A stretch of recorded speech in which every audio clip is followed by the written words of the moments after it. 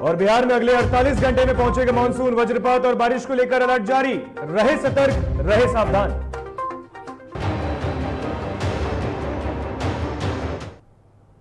नमस्कार, आप देख रहे हैं डीटीवी भारत और मैं हूं आपके साथ ऋतिक।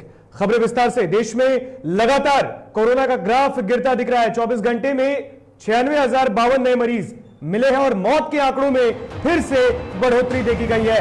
यानी देश में अब लगातार गिर रहा है कोरोना का ग्राफ। तो बड़ी खबर सामने आ रही है कोरोना वायरस को लेकर। संक्रमण दर लगातार कम हो रहा है। 24 घंटे में मिले 96,052 नए मरीज। कोरोना मरीजों की पुष्टि की गई है पिछले 24 घंटों में, लेकिन मौत के आंकड़ों में फिर से बढ़ोतरी देखी गई है और यह परेशानी का सबब है।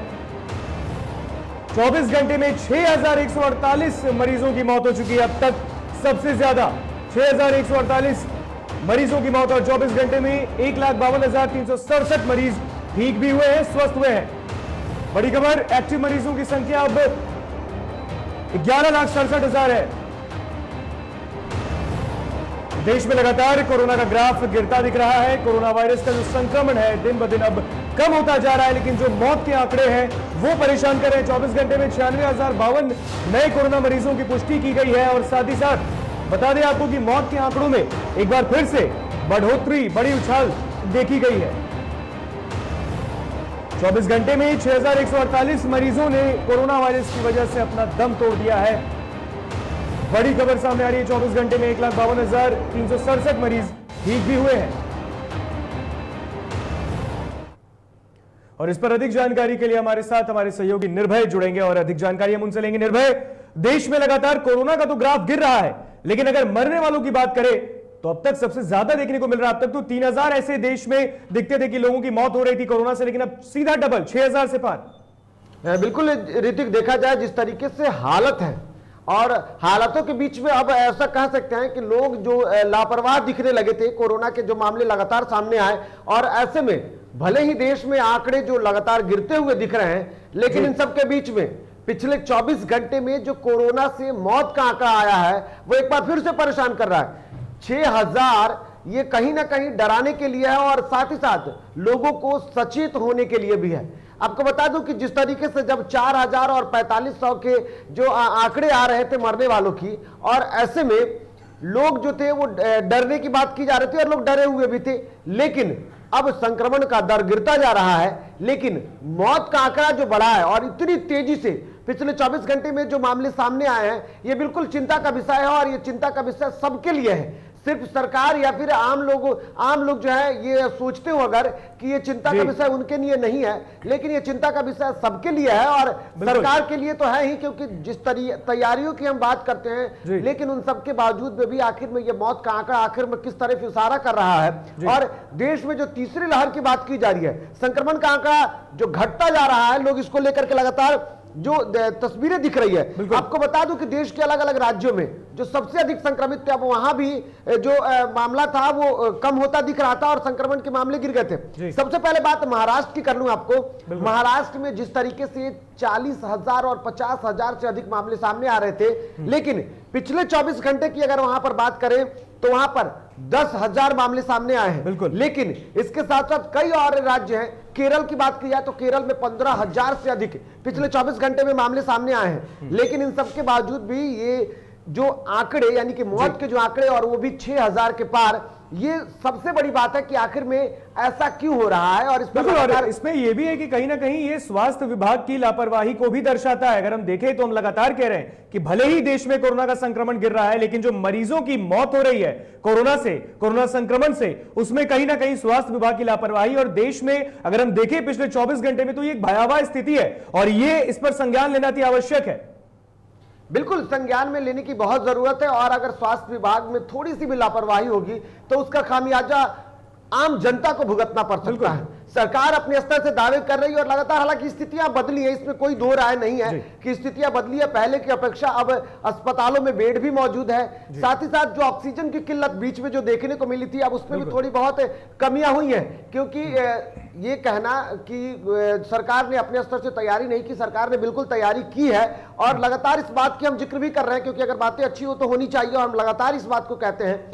और सरकार ने चाहे कोरोना संक्रमण के बीच में जो ऑक्सीजन की कमियां थी उसकी किल्लत को पूरी करने के लिए भी कोशिश की। कई सामाजिक संस्थाएं, कई बड़ी हस्तियां लगातार सामने आई। ऑक्सीजन कंसंट्रेटर की बात की जाए, लगातार विदेशों से भी आते रहे हैं और लोग पहुंचा रहे हैं, समस्याएं दूर हो रही हैं। लेकिन इन सबके बावजूद भी अभी भी कोरोना संक्रमण का खतरा खत्म नहीं हुआ है और ये जब तक अगर देश में संक्रमण की रफ्तार कमती जा रही है और इसको लेकर के लोग सचेत नहीं रहेंगे तो उससे बड़ी बात यह है कि देश जो है और खास करके जो आम लोग हैं उनकी लापरवाही कहीं ना कहीं दूसरी लहर को न्योता दे रही होगी। बिल्कुल बिल्कुल, अगर बात करें तो ऐसा सुनने में भी आ रहा था कि पूरे देश में लॉकडाउन लगाना ही चाहिए था और इस पर बात विचार होना चाहिए था, परामर्श लेना चाहिए था। लेकिन पूरे देश में लॉकडाउन तो एक तरीके से संपूर्ण लॉकडाउन देश में नहीं लगा और अगर हम देखें तो अलग अलग राज्यों में अपने अपने सरकारों ने लॉकडाउन लगाया और इसका कहीं ना कहीं असर देखने को मिला है। लेकिन अगर एक लॉकडाउन अगर पूरे देश में लगता पहले भी तो कहीं ना कहीं इसमें असर देखने को मिलता।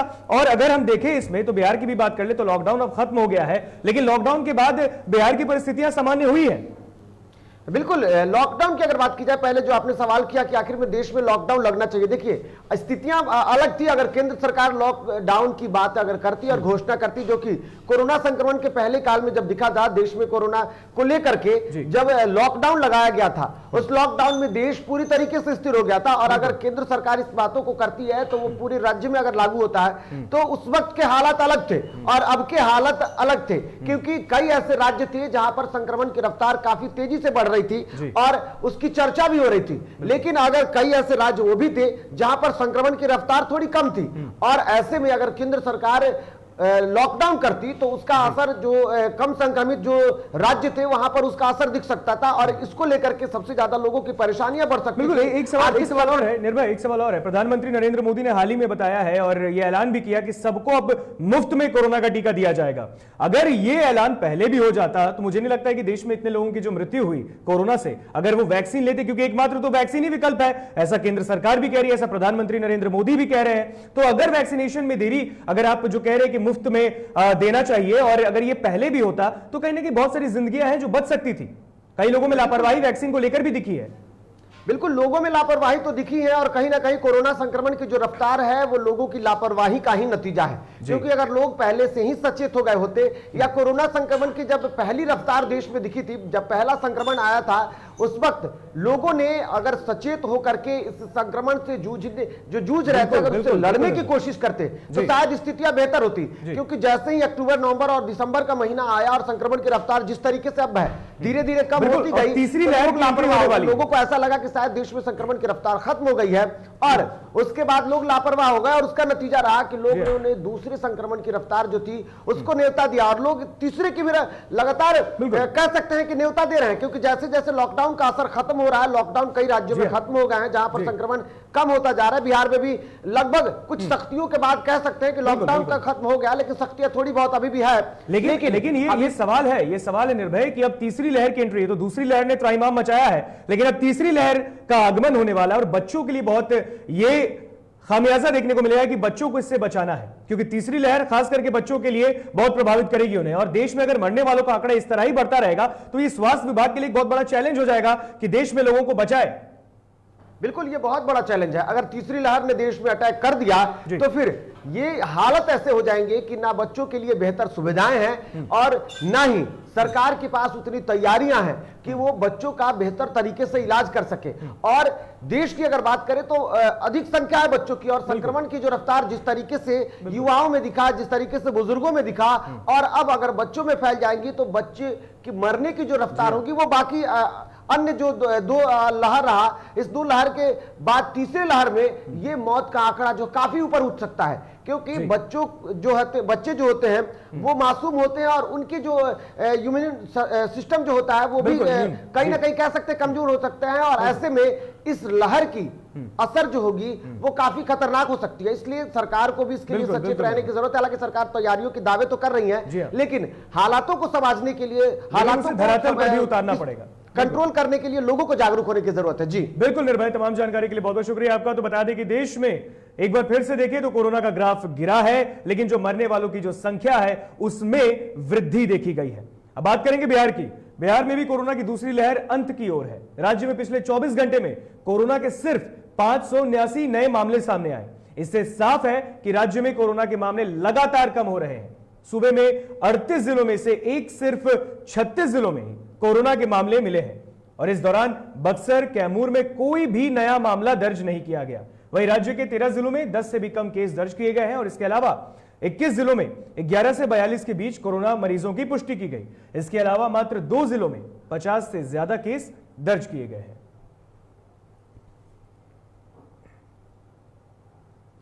और बिहार में कोरोना की दूसरी लहर पर लगाम लगाती दिख रही है। राज्य में कोरोना के मामले लगातार कम हो रहे हैं और इस वजह से राज्य में अब अनलॉक भी शुरू हो गया है।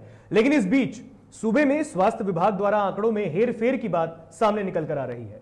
दरअसल सूबे में कोरोना के कहर के कारण बड़ी संख्या में लोगों की मौत हुई। स्वास्थ्य विभाग द्वारा अब तक 5458 मौतों की बात कही जा रही है, लेकिन अब मौत का आंकड़ा 9375 बताया जा रहा है। यानी तब तक करीब 72% मौत के आंकड़े को छुपाया गया।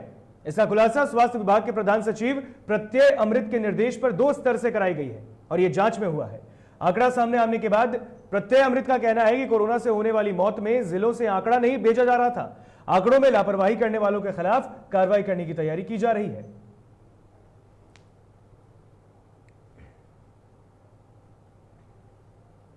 और पटना साहिब से विधायक और पूर्व मंत्री नंदकिशोर यादव ने लोगों को कोरोना का टीका लेने के लिए जागरूक किया है। उन्होंने कहा कि कोरोना से बचने के लिए वैक्सीन लेना अनिवार्य है। वहीं नंदकिशोर यादव ने खास करके युवाओं से कोरोना वैक्सीन लेने की अपील की।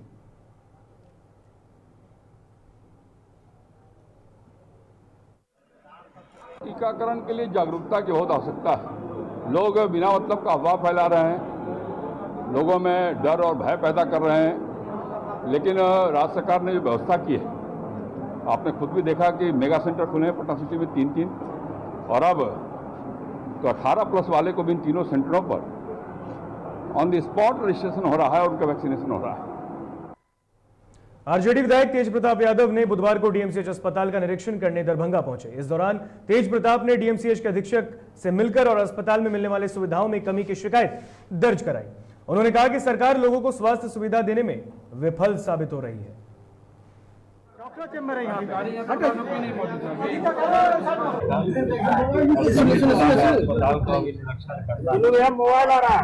मोबाइल तो डाउन किए भाई। मैं वहाँ इमरजेंसी बिल्डिंग है, जो बिल्डिंग पूरे तरीके से जर्जर स्थिति और साफ सफाई के नाम पे पूरे तरीके से गंदगी भरा हुआ है। फिर इधर आए तो जल जमाव की स्थिति बनी हुई है। अधीक्षक कार्यालय है ये, यहाँ पे जल जमाव है, डेंगू फैलता है यहीं से। राजद विधायक राकेश रोशन ने जीतन राम मांझी का समर्थन करते हुए कहा कि मांझी हमेशा ही समाज के लिए काम करते हैं। उन्होंने सत्ता में रहकर भी सरकार में हो रही गड़बड़ियों पर सवाल उठाया। उन्होंने कहा कि जीतन राम मांझी को अगर लगता है कि सरकार गलत कर रही और जनता के हित में कार्य नहीं हो रहा तो वो बिहार में सरकार बदलने की कोशिश करें। राजद उनके इस कोशिश में उनका साथ देने के लिए तैयार है। हम पार्टी के प्रवक्ता दानिश रिजवान जी के वक्तव्य पर जिस तरह से भारतीय जनता पार्टी के लोगों ने जो उल्टा वक्तव्य दिया है, उससे ये प्रमाणित होता है कि कहीं न कहीं एनडीए के अंदर खटपट की स्थिति है। और हम लोग शुरू से कहते रहे हैं कि यहाँ पर जब सच्चाई की बात की जाएगी तो हमेशा सच्चाइयों को दबाने का काम किया जाता है। आदरणीय मांझी जी हमेशा ये सरकार के अंग रहते हुए भी जन समस्याओं को उठाने का काम किया, चाहे वो कोरोना का मुद्दा हो, चाहे वो पंचायतों को अधिकार दिलाने का मुद्दा हो।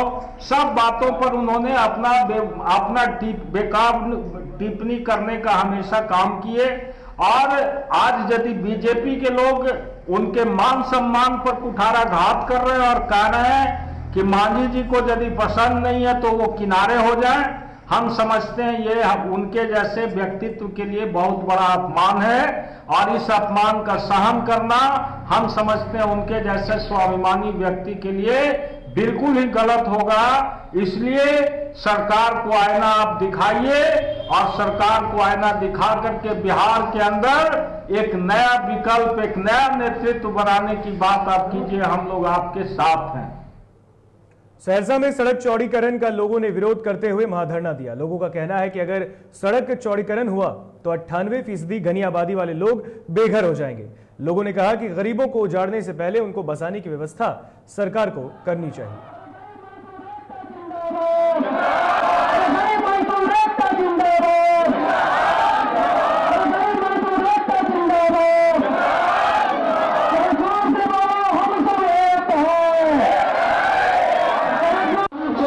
यहाँ पर तो गरीब गुरबा गुजर रहा है सबको, किसी को रहने के लिए घर नहीं है, किसी को खाने के लिए अन्न नहीं है। घर दुआर नहीं छे, हमरा आर के दुए जमीन छे, घर टूट रहल छे, कते जेबे बाल बच्चा लेके, कहाँ पर रहबे।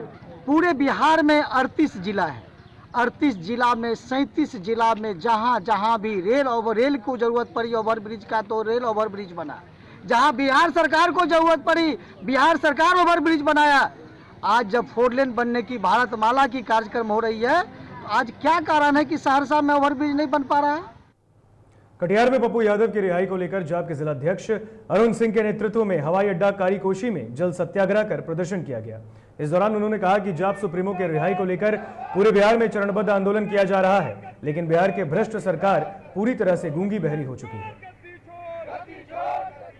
नीतीश कुमार हाय हाय हाय हाय हाय, पप्पू यादव जिंदाबाद जिंदाबाद जिंदाबाद, पप्पू यादव जिंदाबाद जिंदाबाद जिंदाबाद, पप्पू यादव को रिहा करो, रिहा करो, रिहा करो, पप्पू यादव को रिहा करना होगा, करना होगा, करना होगा, पप्पू यादव को रिहा करना होगा, करना होगा, करना होगा। आज हम लोग जल सत्याग्रह कर रहे हैं जाप सुप्रीमो माननीय पप्पू यादव की रिहाई के लिए।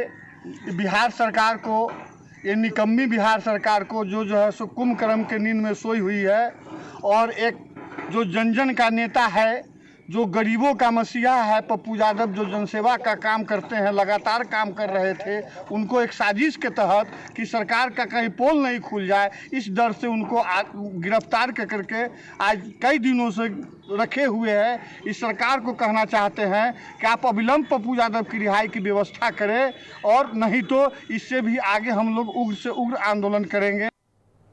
खबरें आगे और भी, लेकिन यहाँ रुकेंगे एक छोटे से ब्रेक के लिए।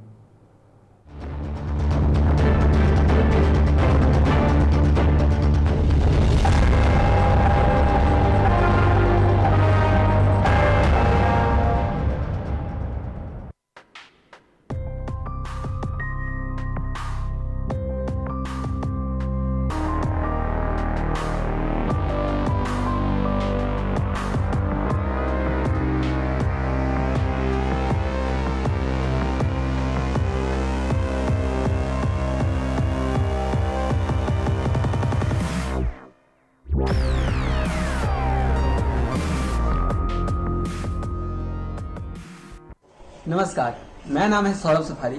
मैं पटना रंगमंच का एक अभिनेता हूँ। कुछ दिन पहले मेरा कोरोना का रिपोर्ट पॉजिटिव आया था, जिसको सुनते ही मेरे घर वाले, मेरे दोस्त, सब लोग परेशान हो गए थे। ऐसी स्थिति में मैं घबराते हुए नहीं बल्कि हौसले से और समझदारी से काम लेते हुए डॉक्टरों की सलाह पर घर में ही रह करके खुद का इलाज किया और सारी सुविधाएं ली, और दिन में 3 बार भाप लिया, और जो भी चीज़ होता है इन चीज़ों पर संयम रखा और इन चीज़ों का काम किया। तब जा करके मेरी स्थिति में सुधार हुआ और आज मैं कोरोना नेगेटिव। हाँ, मैंने कोरोना को हराया है। आप भी हिम्मत रखिए, हौसला रखिए, अपनों का सहयोग लीजिए और कोरोना पे जंग जीतिए। धन्यवाद।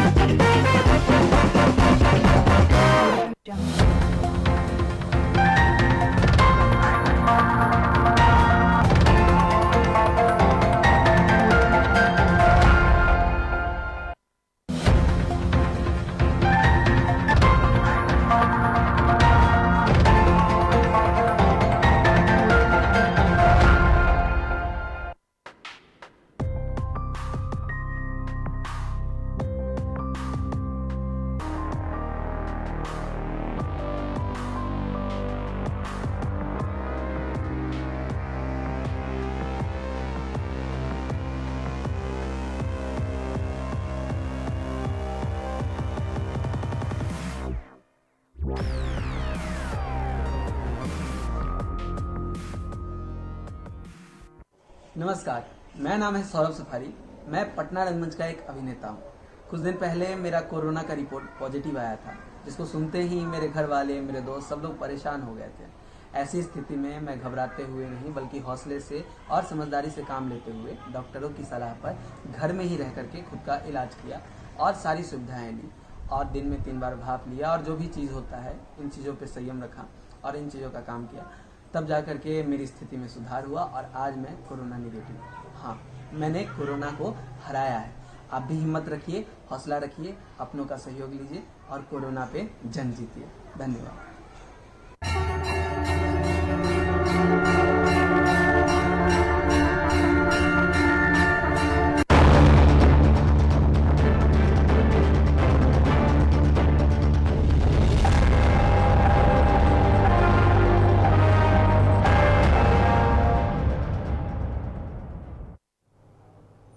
ब्रेक के बाद एक बार फिर स्वागत है आपका DTV भारत में। बढ़ते हैं खबरों में आगे। सीतामढ़ी पुलिस ने कातिब हत्याकांड का खुलासा कर दिया है। एसपी हरिकिशोर राय ने डुमरा थाना परिसर में प्रेस कॉन्फ्रेंस कर इसकी जानकारी दी। उन्होंने कातिब हत्याकांड में शामिल शूटर समेत 5 अपराधियों को घटना में प्रयुक्त पिस्टल के साथ गिरफ्तार किया। उन्होंने बताया कि जमीनी विवाद को लेकर भूमाफिया ने दिल्ली तिहाड़ जेल बंद अपराधी विकास झा उर्फ कालिया के इशारे पर कातिब नंद किशोर राय की हत्या की थी।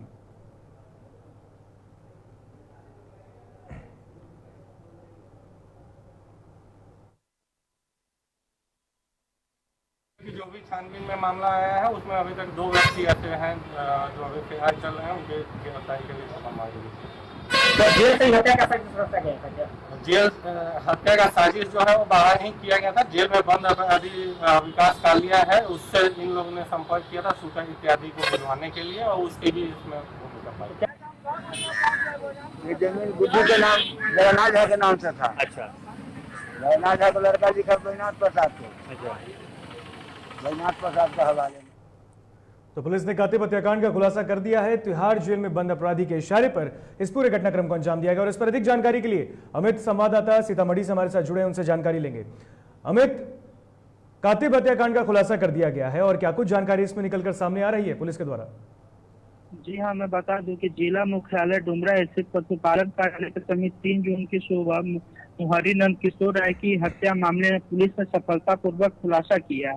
पुलिस अधीक्षक द्वारा सदर एसडीओपी और रमाकांत उपाध्याय के नेतृत्व में विशेष टीम अलग अलग जगहों पर छापेमारी कर हत्या में शामिल शातिर रामजी राय समेत 5 अपराधियों को गिरफ्तार किया। क्या अन्य आरोपियों के खिलाफ छापेमारी की जा रही है क्या फिलहाल? जी, क्या अन्य और अपराधियों के खिलाफ छापेमारी की जा रही है? जी हाँ, अपराधियों के पास हत्या में प्रयुक्त 2 पिस्टल, 6 जिंदा कारतूस, 2 खोखा, हत्या में इस्तेमाल किया गया बिना निबंधन नंबर के अपाचे बाइक, 4 मोबाइल, घटना के समय अभियुक्तों द्वारा पहने गए कपड़ा को भी बरामद किया गया है। जी बिल्कुल अमित, तमाम जानकारी के लिए बहुत बहुत शुक्रिया आपका। तो बता दें कि कातिब हत्याकांड का पुलिस ने खुलासा किया है। आपको बता दें कि तिहाड़ जेल में बंद अपराधी के इशारे पर इस पूरे घटनाक्रम को अंजाम दिया गया था।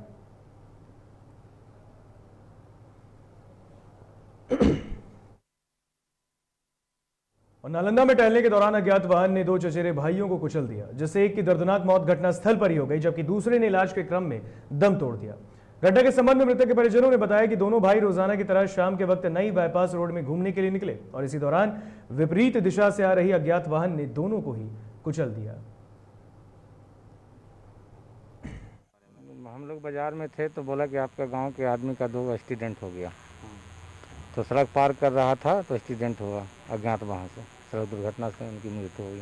तो मैं कहीं जा रहा था क्या? नहीं सर, घूरने के लिए गया था। दोनों बच्चा घूरने के लिए गया था। शाम को जानकारी यही मिली कि दोनों रोड पर घूमने के लिए गया हुआ था, तो उधर से कोई गाड़ी अज्ञात आके कुचल के चला गया। बक्सर में नहाने गए 2 किशोर ठोरा नदी में डूबने लगे। नदी में डूबता देख स्थानीय लोगों ने एक किशोर को पानी से बाहर निकालने के बाद सदर अस्पताल लेकर पहुंचे, जहां डॉक्टरों ने उसे मृत घोषित कर दिया, जबकि दूसरे की तलाश अब भी जारी है और इधर घटना की जानकारी मृतक के परिजनों को भी दे दी गई है।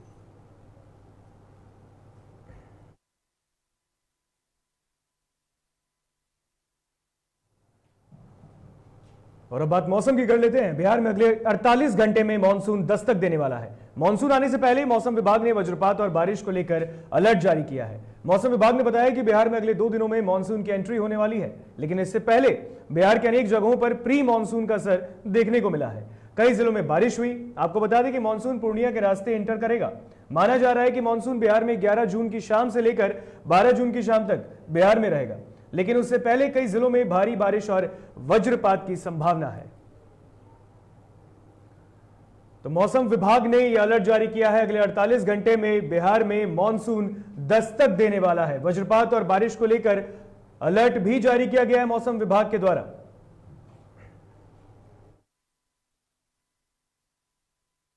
और फिलहाल बुलेटिन में इतना ही। हमें दीजिए इजाजत। देखते रहिए DTV भारत। नमस्कार।